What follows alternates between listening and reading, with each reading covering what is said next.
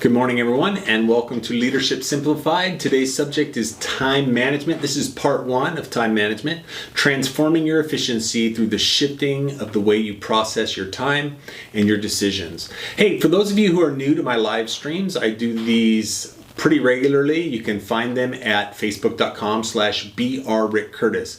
If you like today's broadcast, do me a favor, like that. There's a couple things I want you to know about me. I train in leadership because I love leadership. I am not monetized. I do not make money on this. I do this because I love it. I've been doing it for over 20 years, training in leadership. I have my PhD in organizational leadership. And so welcome to the family. If this is your first time to one of my live streams, you'll find online probably around 400 videos that I've done over the years. Some of them ranging from a minute to 2 minutes to half an hour long, like these live streams are. And one thing that is common to the new live streams that I'm doing since COVID-19 has hit us is that I am including an email at the bottom of the live stream that you'll notice worksheet.tmo1@curtis.net. And what that email does is if you will email that address, you don't have to put anything in the email. It will auto respond to you and give you a PDF file so that you have a worksheet for today's live stream. So feel free to do that now, or if you did that during the introduction, that's great. And let's get started. Transforming your efficiency through shifting the way you process your time and your decisions. Okay? So, you know what? I clip pain quotes all the time. So what I mean by a pain quote is something that I see that just turns my stomach when I read it in a journal, leadership journal, or I encounter it in a book or something like that, and I want to pass that on to other people, and it's pertinent to the subject matter. Well, I want you to listen to this pain quote today. Our team was devastated. Our leader kept insisting that he did not have the time to do all that he needed to do. Yet we kept wondering why nothing was happening. Eventually, the divide between our loyalty for him, and his inability to lead was too great. We met to see what we needed to do. He claimed to be burned out, yet the project was not advancing. We came to realize that it was everyone's fault. We demanded 1,000 small things that kept him from doing the big things, and now our team has failed. Boy, what a painful scenario to be in when your leader is so peppered with small things that he's trying to keep up and he can't efficiently lead the team because he's concentrating on the unimportant things. So that's primarily where we're going to go today. So let's talk about some learning outcomes. The first learning outcome I want to talk to you about is to understand the difference between importance and urgency. This is paramount for a leader. You need to understand that urgent things are not always important, and you need to draw a clear distinction between those. You need to define those in your work process and take some appropriate actions that we're going to talk about later on. Learning outcome number 2 is to contemplate ways to add quality to my work by creating margin in my schedule and avoiding procrastination. And then finally, outcome number 3, I want you to realize that time management is a skill set, and deficiency in this area has ramifications to decision making and to the bigger issue of problem solving. So what we're going to do is we're going to concentrate first on outcome number 1, and then we're going to go through outcome number 2 and number 3, and we're going to look at the importance and the ramifications of time management. All right? But first I want to start by having a little bit of fun. So if you have your handout, you have an area to jot your thoughts here, and I want you to watch the following clip and make notes about the differences between urgency and importance. Okay? Let's have a little fun and do that now.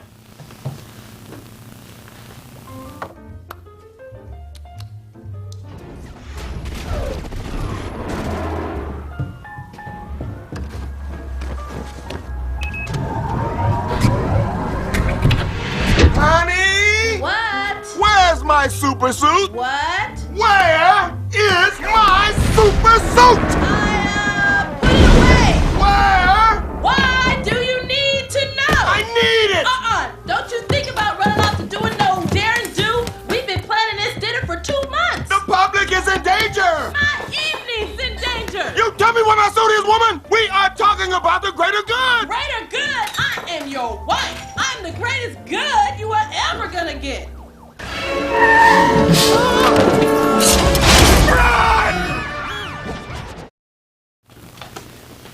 I love that clip because it does illustrate very well the difference between urgency and importance. You see, to him, urgent was important. Everything that was happening outside that window in the apartment, had to be addressed. It had to be addressed in the minute. But because of urgency, he forgot what's important. And to his wife, she makes it clear what's important, right? She's been planning 2 months for this evening, and she did not want him to do no dare and do. So I love that clip, and it sets the stage for the discussions today. So what did you see? What did you hear? And how does urgency differ from importance? I hope you take some time to jot those down after the live stream today, or even now as we're talking. So in understanding the important difference between urgency and importance, it's important to look at what I call the time matrix, right? The time matrix is made up of 2 continuums that I want to share with you. That first continuum is the continuum from low urgency to high urgency. In other words, everything you do, everything you say, every action that you take, every team project that you have has some level of urgency, whether it be low or high. And then the second continuum I want you to look at is importance. Everything that you do in the workplace, everything even in your personal life that you do, ranges somewhere from low importance to very high importance. And discerning the urgency question and the importance question is paramount when you look at time management and efficiency in your own life as well as in your organization. So go with me on this. If you cross those 2 continuums, you come up with 4 different quadrants. We're going to look at each of those quadrants. We're going to define them, and then we're going to talk about how it applies to you. In your handout, you have a blank time matrix, and I'm going to tell you what to do with that here in just a little while. But first, let's go over the 4 quadrants. The first quadrant is the quadrant of quality. That is the quadrant, notice where it is on the matrix. It's highly important, yet urgency is low. This is where the leader needs to be. This is where you need to work on a daily basis. When you have low urgency in important items, you have sufficient time to make the decisions that need to be made. You have time to get resources to the table. You have time to ask advice of others that are around you, to get your team involved, to talk through all the aspects and issues related to the decision and moving the organization forward. The non-urgent nature of quadrant 1 is paramount. It allows the leader to make the absolute best decisions in everything that they do. In fact, this is where the true leader needs to be. If you lead a team or if you lead your family, you need to work from the non-urgent, important quadrant, the quadrant of quality. Now let's move over to quadrant 2. We call that the quadrant of crisis. That's where things are equally important, just like quadrant 1. They're important, but they're brought to you in urgency, or they become urgent. This is called crisis because that's exactly what it is. It's important. You have to do it. You have to get it done, and you have to get it done quick. Here's the problem with the quadrant of crisis. The more the urgency, the less quality the decisions and outcomes are. So for example, if it's urgent, if you're feeling a sense of urgency, your decision making is probably at 90%. Your team making's decision is probably at 90%. The counsel that you can get to the table is probably less than it would be if you had sufficient time. And if urgency increases, it drops that percentage. Perhaps it's so urgent that you need to have it in an hour or 2, or you need to finish a project by morning or something like that. The increased urgency lessens the efficiency. So you may actually do the best that you can do in the given circumstances in urgency, but the outcome was 60% what it would have been had you taken sufficient time to operate in the quadrant of quality as opposed to the quadrant of crisis. Okay, so let's look at quadrant 3. Quadrant 3 we call the quadrant of deception, and it's deceptive because the items that fall here are not important and yet they're urgent. So you're working in that same urgency as quadrant 2, right? Everything has to be done quick, but none of what you're doing is important. This is called deception because it's easy to deceive yourself into thinking that you're playing an important role in your organization when really you're not doing anything to move that organization forward. It's the same in your own life. If you're constantly working on non-important things, but you're running around like a chicken with the head cut off because you feel urgency, then you're really not moving forward in your own life or in your faith or in your family life or in the organizations that you work for. Nothing's really happening because it's all non-important. That's why we call it deception, because you can easily deceive yourself into a false sense of importance because everything is urgent. It's coming at you quick. You're dealing with it. You're handling it. You're moving it on. You're grabbing the next thing and you're doing that too, but none of it is important, and that's the deception. In fact, most of corporate America lose their jobs and not understand why, because they're working in this quadrant, the quadrant of deception. They turn to their boss as they're picking up their check, or they turn to the HR manager and they say, I was busy, I put in 14 hours a day, you have no idea how much I worked, this, and this. And they gave all the reasons, but the astute leader can sit with them and say, nobody doubted your work ethic. The question is, was what you were doing important to the forward progression of the organization? And you centered in the non-important. Most people lose their jobs here. And then finally, there's the quadrant of waste. That's quadrant 4. These are the non-important things and the totally non-urgent things. These are the things that waste a ton of time. In 1994, Stephen Covey and Roger and Rebecca Merrill stated that 2 to 3% of all corporate actions find their way here. However, there's been a lot of debate about this of late, and with the advent of social media and the proliferation of and the ease of use of all the social media platforms, many have speculated that that the quadrant of waste comprises up to 20% of the employees' workday in the United States of America. 20%. Think about the cost related to 20% of the time of America's workforce wasting time because they're doing non-important tasks and they're not urgent. This is just dilly-dallying. This is just lazy action. This is passing the hours of the day without any strategic purpose or forward momentum to grow the organization. So those are the 4 quadrants: the quadrant of quality, the quadrant of crisis, the quadrant of deception, and the quadrant of waste. Now, I think one thing should become abundantly clear to you in this, is that number 1, the bottom 2 you just need to get rid of. Deception and waste, as much as you possibly can, you need to get rid of them. Now, if they're important to the organization, but they're not important to your team, then you can just delegate those off and get them off that way. But if they're not important to your team or the organization, you just need to eliminate them altogether. There is no reason for any non-important tasks to exist in the workflow. You just got to get rid of them. I kind of jumped the gun on forwarding my slide there, but let me talk to you about procrastination. The best way to work in the crisis quadrant, right? We don't want to be there. But the best way to work in the quadrant of crisis is to procrastinate. In fact, procrastination can move quality items into the quadrant of crisis, right?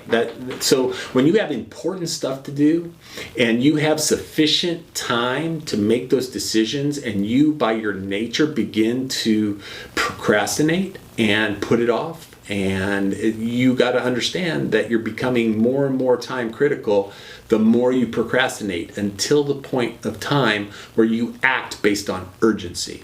And all the things that apply to quadrant 2 apply at that point that we spoke of earlier. Your decision making is hindered. Your team's decision making is hindered. Your overall proficiency or efficiency moves down in percentage based on the amount of urgency. So avoid procrastination. Procrastination needs to be taken out of the picture. We're going to talk about a little bit about how to do that in just a minute. But that's how you move a quality item or a quality task into the quadrant of crisis. We don't want to do that, right? But let me talk now about how do you move crisis action, how do you move that into quadrant 1, which is the quadrant of quality. Well, that's easy. You need to, well, maybe it's not easy, but the process is you need to create margin. Margin in your time, margin in your personal life, margin in the organizational procedures and systems flow. You need to create time, margin, so that you can more effectively lead and make decisions, right? So by creating margin, you move items that would otherwise be urgent and less proficient because of the urgency that's placed upon them. You can move those back by creating margin into a quadrant 1 where you have sufficient time to think through the potential problems. You can think through the issues at hand. You can gather more counseling on, counsel on the problem to solve the problem and come up with much better solutions. So again, creating margin moves crisis to quality.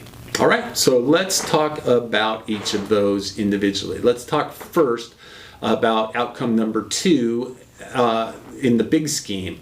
How do we move margin? How do we create margin? And then how do we avoid procrastination? Let's talk about margin first.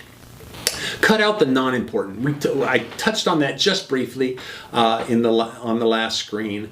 Everything below the continuum of urgency, that is, everything in the non-important quadrants, right? The lower 2, quadrant 3 and quadrant 4. They need to be eliminated.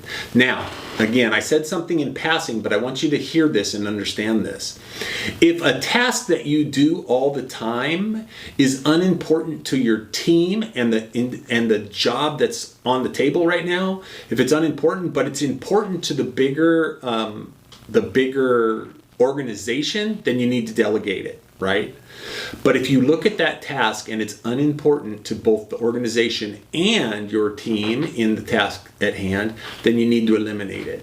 Don't delegate it, just get rid of it. Cut out the non-important stuff. Whether it's the non-important non-urgent or the non-important urgent, it shouldn't be in the workflow. It should not be something that you're dealing with. You need to deal, unfortunately, in crisis, but preferably in quality, okay? Quadrant 1, that's where you need to be. All right, so margin will get you there. So learn to say no. What are the things and that ties into delegations too. Maybe you can't do it, maybe another team member is uniquely suited to accomplish that. So how do you delegate that to somebody who's more proficient or more able to do that in the time while you concentrate on the bigger picture things? Think about the pain quote in the very beginning. The leader was so peppered with smaller, unimportant tasks that he could not move the organization or the team forward, and the team failed at their task. So learn to say no, and then avoid multitasking. Look, this goes against, if you think of it just at using those 2 words, avoid multitasking, this would go against some of the popular leadership material that's out there.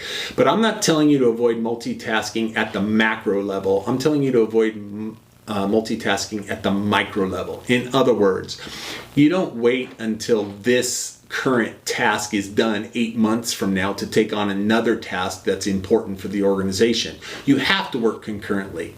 But what I'm saying is avoid multitasking in the micro, right? The little things. You need to concentrate on what you're doing in the moment and not be distracted by it. Put your phone away, to answer emails at a given time, designate a time for that. You can't effectively think creatively if you're constantly being distracted. Ask any author, ask any artist that. An artist can't paint a painting if he keeps answering the phone or he keeps answering emails during the process, because creative expression is cumulative. Right? Ask an author that's trying to write a chapter or trying to write a book. He'll try to write it, he writes it undistracted, but a distraction comes and he needs to completely reformulate his thoughts and the narrative that he's trying to create. Avoid multitasking. If you're trying to do too many things in the micro, you're not going to do any of them well. You need to clear your desk, clear your distractions, and apply yourself to one task at a time in the micro. Get it done to the best abilities. Let your brain flow. Let the creative nature of how the brain works take over, which it can't do if it's constantly being distracted. Now, this may seem like a contradiction to what I just said, but take regular breaks. This is very important in cognitive science. Look, let me ask you this. How many times have you been trying to process through a problem? You've got something that you're trying to deal with. You're thinking through all the ramifications of it. If you decide this way, what are the problems that's going to create? If you solve the problem over here, is that going to create other problems here? If I put these people together on the team, what's that going to do? And you're trying to process for an answer, and you're getting frustrated, and you're up half the night. You can't get to sleep because your gears are turning. You're frustrated. You're trying to process all the information, and you just can't sleep. But then suddenly you doze off. You sleep for a couple hours, and then you wake up and you have this epiphany, this aha moment where all those pieces fit together in a nice, simple, easy solution. That's because something's happening in your brain called the creative pause. We need to create creative pauses in our life so that our brain can subconsciously work to address the issues and come up with creative solutions. You can't force creativity. Creativity comes with that creative pause. This is proven science. Look, taking regular. Let me put it this way. If you're a team leader, a lot of you listening are team leaders. You lead a team, or maybe you even lead an organization. Let me encourage you along these lines. Do not schedule a meeting to discuss a problem and then have as part of the meeting a solution time, right? You're working in urgency. You've immediately applied quadrant 2 to what could otherwise be a quadrant 1 experience. If you're meeting to discuss and bring a problem to the table, you need a creative pause before you jump right into solutions, right? You need to give the brain some relaxation, some pause that the creativity and subconscious can work so that a solution can be found. Now, I'm not saying stop. You've got a situation at work and the production line is down, or something big is happening, and then all of a sudden you're telling me to take a week off and come back a week later for the solutions. No, that's not what I'm saying. I'm saying you have to think in terms of the cognitive process of the creative pause, right? So maybe it's, okay, here's all the problems, here's what we're dealing with, this is what's going on right now. Let's talk about it, let's formulate some initial responses to it, what have you, and then let's all go out, let's take a break, let's go to dinner, let's spend some time around the table eating and having a good time together, and then we'll come back in an hour and a half and we'll look at the solutions. Trust me, it's a world of difference between those two scenarios.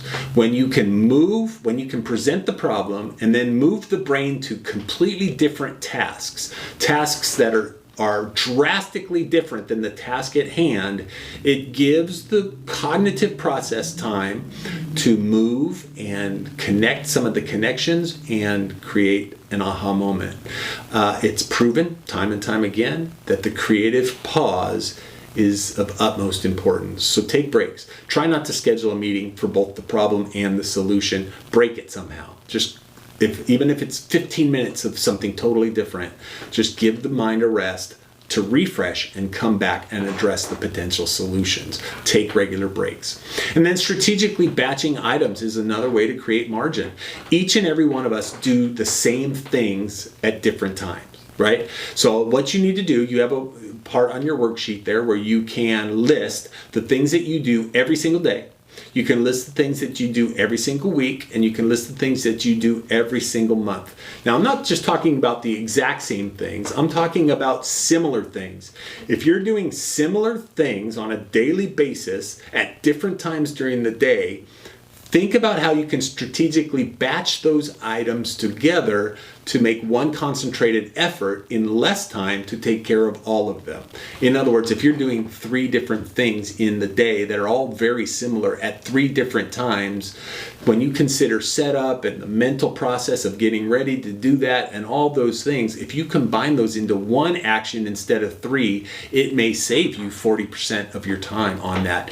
Not to fill it up with more, but to be able to create margin in your workflow so that you can think and work more creatively. Edie Brickell years ago had a song lyric, and I use it all the time, filling up the negative space with positively everything. And unfortunately, that's what we do. So I want you to hear me. I might suggest this, for example, strategically batching items to create more space in your schedule, to create more time. I'm not saying fill it with more stuff. What I'm saying is utilize that to create margin so that you can think more creatively and more clearly for the items at hand. Okay, so that's margin. Now let's shift to talk about procrastination. What are some of the things that we can do to mitigate procrastination and the results of procrastination? Target being early. Look, procrastination is, we all tend to procrastinate at some level. Some people live and thrive there. In fact, a lot of doers do because they purposely move to the urgent, so that way they can do everything in a rush and they get the endorphins, they get all of that. But as we learned from the differentiation between quadrant 1 and quadrant 2, that type of work is being done to a much lesser degree than the type of work that's being done in quadrant 1. So target being early. If you've got a project this week and it has to be done by next Friday, target Tuesday as the final date. Make the decisions that you need to make. Make them early, right? And not in urgency, but early, right? Urgency causes problems, but making decisions early are helpful. And here's why. If you make a decision or you target being early with your project, then you have from Tuesday, if you targeted Tuesday and it's due on Friday, you have from Tuesday to Friday discover what the deficiencies of the plan or the action. You have from Tuesday to Friday to deal with the problems that it creates and make it a better project, or task. So target being early, make your decisions early, and get on with it. Get on with making it better. If you procrastinate to the end, again, you're working in urgency and you're quantitatively just taking all the numbers down, the cost, the man hours are going up, the trust level of the team is lessening, the angst and anxiety is increasing. That all those things come with urgency, whereas if you would just target being early, you can eliminate some of that and pull that extra margin in to making it better. And then block out distractions. Hey, listen, I want you to consider something. When you were in college, if you went to college, chances are you studied, if you studied at all, but you probably studied in kind of the same place all the time, right? Because you found that it was more efficient to do that. And that is cognitively proven. Let me tell you why. Let me use an example for that. It's like the person living next door to the railroad tracks. For the first 6 months, they're living next to the railroad tracks. Every time the train goes by, it starts out that they jump and they're scared. Then it starts out that they're distracted and they think, gosh, I wish that train didn't come by every 30 minutes. And then and there's this evolutionary process of how their brain handles the train going by.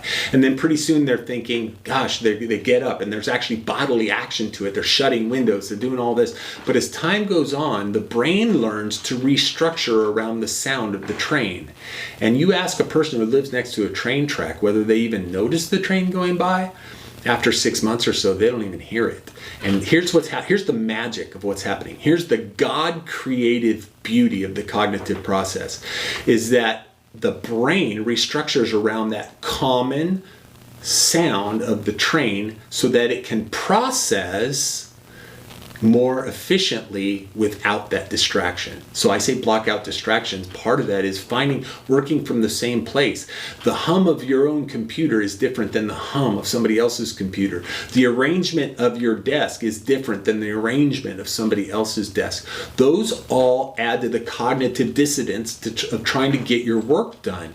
The more you block out distractions, turn off your cell phone, turn off all the blips and beeps and all that stuff. Create an environment that your brain is used to. The noises, the scents, the smells, the environment, it all plays a part, because given time, your brain will learn to not use processing power on those external elements, and you can creatively use that processing power for the task at hand. I hope that makes sense, but block out distractions as much as possible.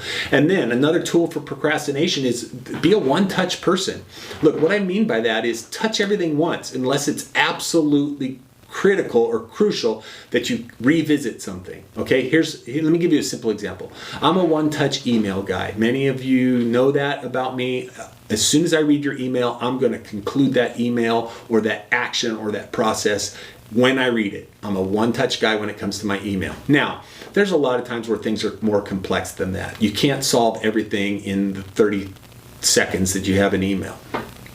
If I can't find an answer in the immediate, if I can't create an action that solves the problem, if I can't process that email in the next 10 minutes or so because remember, I'm a one-touch guy. So if I touch your email and it's a 10-minute email, the next 10 minutes, I'm going to solve whatever problem that is. I'm going to hunt down the answer. I'm going to find it. I'm going to get back to you, and I'm going to email you back with my answer. That's a one touch. Now, if it takes more than that and it's going to take away from all the other stuff that I have to do today, this is my own trick. You find your own methodologies, but I'll send that email back to myself so it re-enters the queue because I know I have to invest more time into that. But remember, I can one touch because I've compartmentalized. I'm not checking my email every time I hear a blip. I go to my email to strategically hit all those tasks in a given amount of time, and I work through them in a one-touch way. Now, however that resonates with you, try to be a one-touch as much as possible. And then start early, even night owls. Listen, I'm a night creative. I'm a creative person. I studied graphic arts in my early years, and I ran a couple creative agencies. And so I have a background in creativity, and I've found that I'm most creative at night. I'm not a late riser. I'm not an early riser, but I'm not a late riser. I rise usually between 6:30 and 7 in the morning. But statistics have shown that early risers get more done. However, I get a lot done. I'm a night owl. And so, but I've found that even if I address things earlier than I normally would, I'm more creative on the day. So even though I'm more creative at night, if I hit things earlier than I would normally do it, some way psychologically or some other way, it elevates that importance in my workflow and it allows me to do that project without procrastination. And then finally, find fulfillment. Celebrate the wins. As you achieve new things, as you work through items, celebrate. We get more of what we celebrate. We know that from leading people. When you celebrate their successes, you get more successes. That's the way people are driven by celebration. And so as a team leader, make sure you celebrate those small victorious steps in your team. Elevate those people. Let them know they're doing a good job. Celebrate them, and they're more responsive and less likely to procrastinate. So that's some talking points on procrastination that I hope can help you out. Now let's look at outcome number 3. That is, there are consequences to the urgency. And I think we've talked through those fairly robust. We've had a robust conversation about the consequences of letting things get to urgency. But I want to show you in a very practical and fun way how urgency really jacks with our ability to make good decisions. It necessitates a little talking here that I need to kind of key you into something that we know cognitively about people, right? Is that we learn in patterns. Okay, I've done a three-part series on thinking differently, and it's really a kind of a mind-blowing presentation. You can look that up. It's out there somewhere. But I have various videos on thinking differently, and it shows how the brain from early childhood development thinks in terms of patterns. Colors are patterns. Alphabet is a pattern. 1, 2, 3 numbers are a pattern. Shapes, triangles, squares, circles, they're all patterns. The brain, the way God created humanity to think in patterns, is the way we learn. It's the reason we can learn like we do, but it also comes with some hindrances. And that's what I want you to hear me say today. The consequence of urgency is that it doesn't allow us to think outside of our patterns. Our patterns are what we go to on an everyday basis when we make decisions. You've heard people say, we never did things like that before. Well, it's because somebody has thought outside of a pattern. And that, listen to me, that is very, very hard to do because we are creatures of pattern. And I'm going to prove that to you here with a fun exercise. Okay, so what I'm going to do is I'm going to ask you to watch the screen very closely. Watch the blue area right there on the screen, right there. And I want you to watch it. Keep your eyes focused on it because I'm going to flash an image up there for you. And then I'm going to ask you what that image is. So I'm even giving you more than I should. But here you go. Ready? Here we go. All right. So I flashed that image up there for you. What was it? What was the card? Now, I do this all the time. I have done this with audiences for many, many years. Hundreds, if not thousands of people have seen me do this example. And I've got a pretty good pool of data for the statistics of what people think these cards are. And I'm going to show those to you, the card is, but I'm going to show those to you here in just a second. But I just flashed an image to you very quickly and I asked you what that card was. Now, here's what I typically get. And if we were live, I would poll this audience, everybody watching right now, but we're not. This is a live stream, so we can't really do that in a live setting, but I'm going to ask you to write that down because I want you to write down what you think you saw, what card you saw, and then we're going to look at what it actually was. But here's what I typically get percentage-wise on the answers to that question. 40% of the people say King of Spades, hands down. King of Spades always wins. Everybody says, that was the King of Spades. 30% say it's the King of Clubs. Okay. 17% say Queen of Spades. And 11% say Queen of Clubs. Now, there's a couple things I just want to say about that.